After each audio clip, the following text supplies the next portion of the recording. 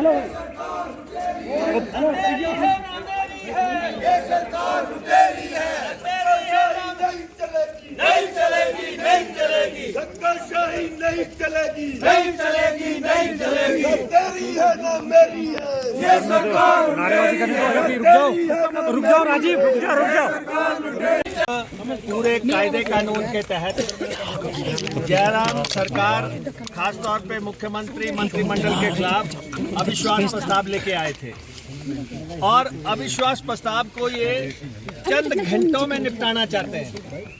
11 बजे अभी अविश्वास प्रस्ताव हिमाचल फर्स्ट नीचे कर लो और इन्होंने 3-3:30 बजे ये फैसला भी कर दिया कि मुख्यमंत्री का जवाब होगा। अभी हमारे जो है बहुत मेंबर, सीनियर मेंबर्स और दूसरे मेंबर्स बोलने को पड़े हैं क्योंकि ये सरकार फेस नहीं कर पा रही है ऑपोजिशन को, लगातार जो है भागने की कोशिश कर रही है। तो अभी भी इन्होंने ये कर दिया कि एक तरफा अनाउंसमेंट कर दी कि अब मुख्यमंत्री जवाब देंगे, जबकि अभी तो बहुत मेंबर्स ने अपना पक्ष रखना है और हम चाहते हैं कि 5 बजे के बाद हाउस का कोई कार्रवाई नहीं है। जब कार्यवाही कोई है नहीं है तो आप हाउस को 10 बजे चला सकते हैं, 11 बजे तक चला सकते हैं, 2 बजे तक चला सकते हैं। ये हाउस पहले भी चलता रहा है, देर रात तक चलता रहा है। इसलिए ये सरकार जो है जनता में विश्वास खो चुकी है। मुख्यमंत्री और उनके सहयोगियों को कुर्सी छोड़ देनी चाहिए, अन्यथा चंद दिनों के अंतराल के बाद जनता छुड़वा देगी। आप देख रहे हैं कि बाहर कैसा आक्रोश है, अराजकता है, लोग जो है सड़कों पे हैं, लोग लगातार जो है इस सरकार के खिलाफ धरने दे रहे हैं, प्रदर्शन कर रहे हैं, मांगों की बात रख रहे हैं। कर्मचारियों के मसले हैं, ओपीएस का मसला है और उसके बाद करुणा मुल्क का मसला है, आउटसोर्स वालों का मसला है, पुलिस वालों के मसले हैं, होमगार्ड के मसले हैं, टीचर्स के मसले हैं, हर डिपार्टमेंट के अपने मसले हैं, बागवानों के मसले हैं। वो आंदोलन कर रहे हैं काटन के जो है रेट्स को लेके, जीएसटी को लेके, और उसके बाद किसानों के मसले हैं। महंगाई का बहुत बड़ा इशू है कि किस ढंग से चीज़ें जो है राशन उसकी स्थिति क्या है, और बेरोजगारी उसकी बहुत बड़ी बात है कि किस ढंग से लाखों लोग बेरोजगार हैं, सड़कों पे घूम रहे हैं। ये चोर दरवाजे से बैकडोर एंट्रियां करके जो है अपने लोगों को भरने की कोशिश कर रहे हैं। पुलिस भर्ती बहुत बड़ा मसला है जिसमें सरकार पूरी नेट में फंस गई है, जिसमें करोड़ों रुपए जो है डकारे गए हैं। एक्साइज पॉलिसी में कितनी बड़ी बेईमानी हुई है, अरबों रुपए के जो है कि लोगों की जेबों में गए हैं। और ये सारे मसले, जब माफिया की बात है, खनन माफिया ने तबाही मचा रखी है, इनके संरक्षण में जो है सारी नदियां लूट ली गई हैं। शराब माफिया और उसके बाद वन माफिया, कबाड़ माफिया, हर तरह का माफिया सक्रिय है। और हमने कहा कि आपके चीफ सेक्रेटरी को किन परिस्थितियों में आपको हटाना पड़ा, क्या पीएमओ के प्रेशर में हटाना पड़ा या कोई भ्रष्टाचार का मसला हुआ, जो भी हुआ आप सदन में रखते। और आप इनके डीजीपी जा रहे हैं कि जब सरकार सारे फ्रंट्स पे फेल हो गई है, डेवलपमेंट शून्य हो गया है। इन्होंने कहा था हम 65,000 करोड़ के नेशनल हाईवे बनाएंगे, एक नेशनल हाईवे नहीं बना। इन्होंने 4 लेन बनाने की बात की थी, कोई 4 लेन नहीं बना। इन्होंने जो है कहा था 4 गुना मुआवजा देंगे किसानों को, वो इन्होंने नहीं दिया।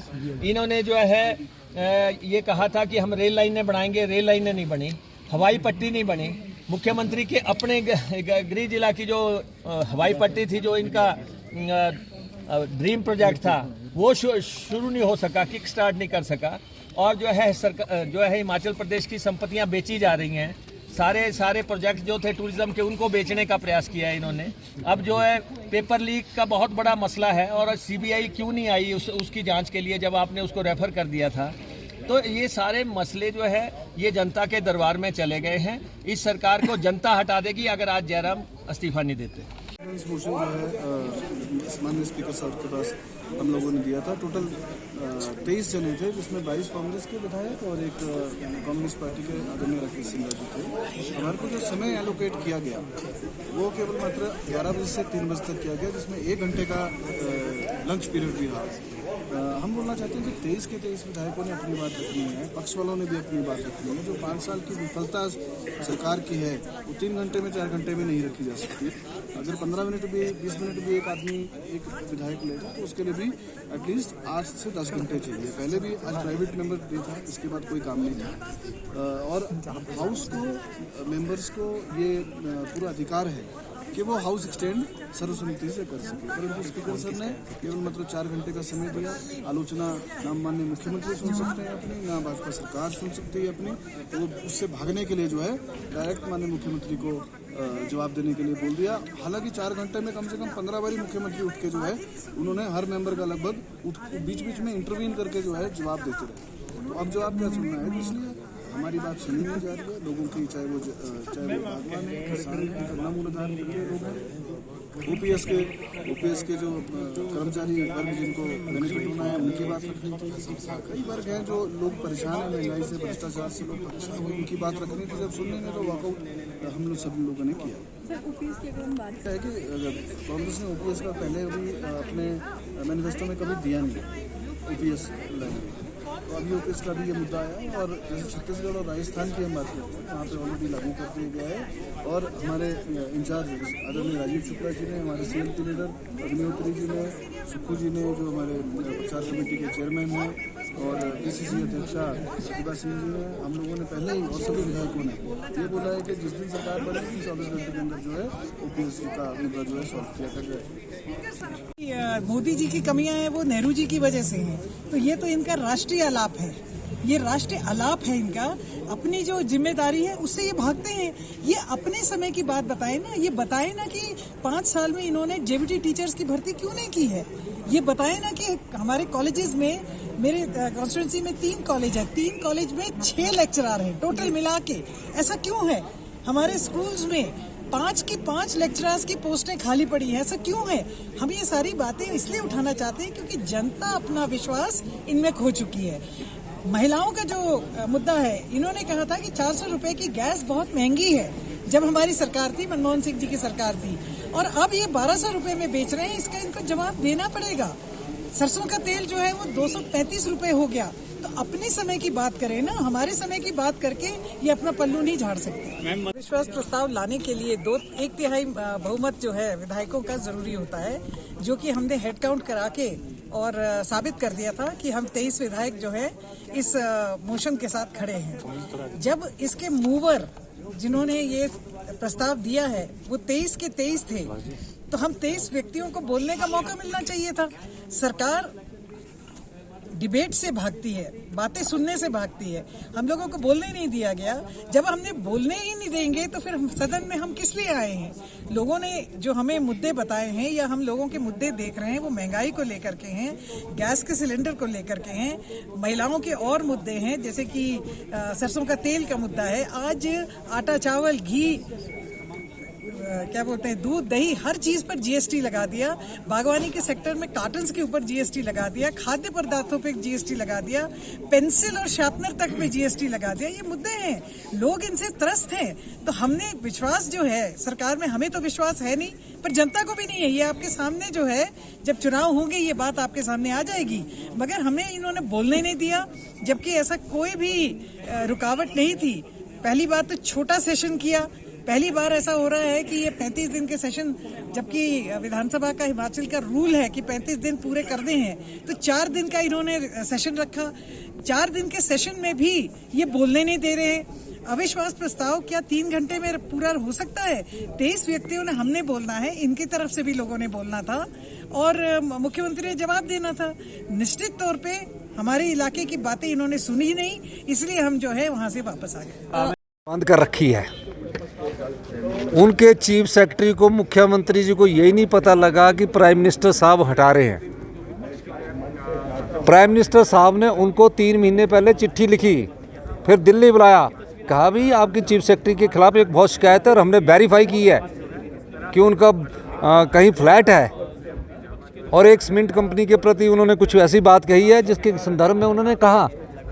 तो अब जब फिर मुख्यमंत्री जी ने उस चीफ सेक्रेटरी को हटाने की अपनी ज़रूरत नहीं समझी, पीएमओ ने जब डांटा तो मुख्यमंत्री ने चीफ सेक्रेटरी को उठाया और 2 लोगों को भी मुख्य चीफ सेक्रेटरी की जो रेस में थे उनको ना बनाकर आगे उन्होंने मुख्यमंत्री तीसरे व्यक्ति को बनाया। क्यों बनाया?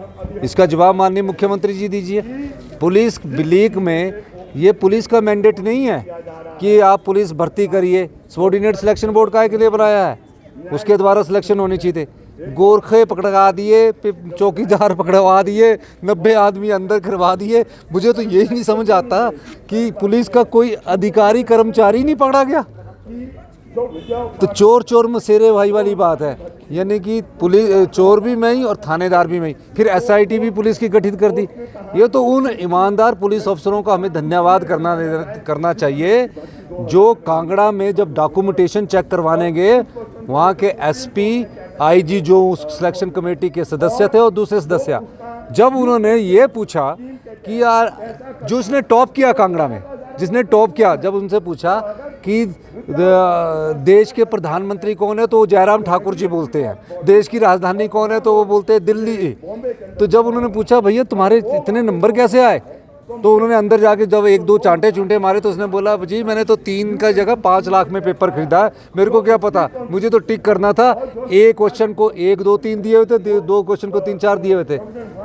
तब उन पुलिस अधिकारियों ने, उन पर दबाव डाला गया। पुलिस अधिकारियों ने कहा कि नहीं, हम अपनी आत्मा का सम्मान करते हैं, हम हिमाचल के लोग हैं, ईमानदार लोग हैं, हम सरकारी अधिकारी हैं। और हम उन पुलिस अधिकारियों को कांगड़ा का धन्यवाद भी करते हैं और भी पुलिस कर्मचारियों का धन्यवाद करते हैं जिन्होंने इस पेपर नीलामी को, जिसको लीक कहा जाता है, जनता की अदालत में उजागर किया। ये तो एक मसौदा है।